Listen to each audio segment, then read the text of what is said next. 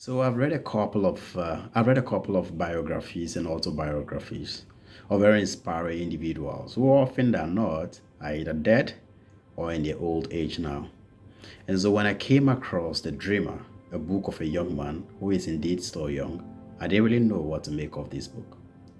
But when I gave myself the pleasure of reading this book, a lot of things came to mind. I was filled with a sense of deep reflection from the beginning to the end of the pages.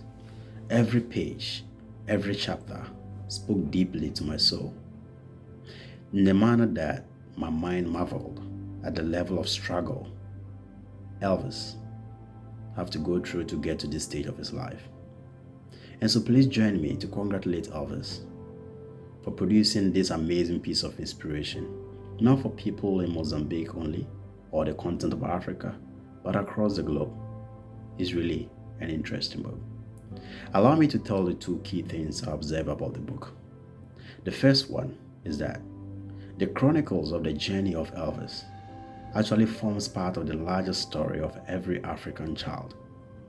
From his family dynamics in poverty, his school structures that are unorganized, the troubles and insecurities of the streets, and not only that, the low expectations of society towards your dreams, but yet have high expectations for your morality. His spirit, the personal spirit that allow individuals to navigate through identity, tradition, and to achieve one's goal.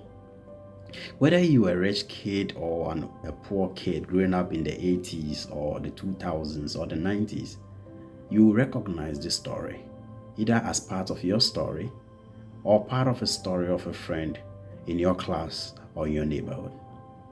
The second observation I made about this book is the fact that in an era where people are trying to project only the good part of their life and talk about the nice things and hide the ugly and the bad part, Elvis does the opposite.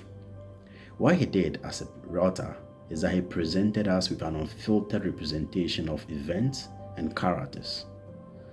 He gave us an unadulterated story that was very touching. And he did this in a very simple language, but very authentic, describing how complex situations and sorrowful moments in a very humorous manner. That is very interesting. For example, in second paragraph, page 26 of his book, an attempt to describe the living condition of the people in Mazinque, Maputo, Mozambique, he tells us how one room can serve as a living, a bedroom, and in a kitchen.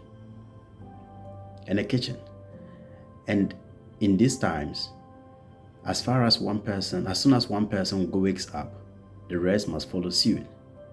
Because the first person might either step on someone or hit a utensil to wake them up. He also tells her the story of how a mother served as a security guard in the night and he has to sleep with family members. He painted a clear picture of being in grade 3 and yet could not read or write. Now, the most touching part of the story is the fact that he had no television in his house. And even when the father had made an attempt to bring television, they could still not watch it because there is no electricity and they only use candles in the house. These examples of these stories and many others makes one appreciate the honesty in the book, The Dreamer.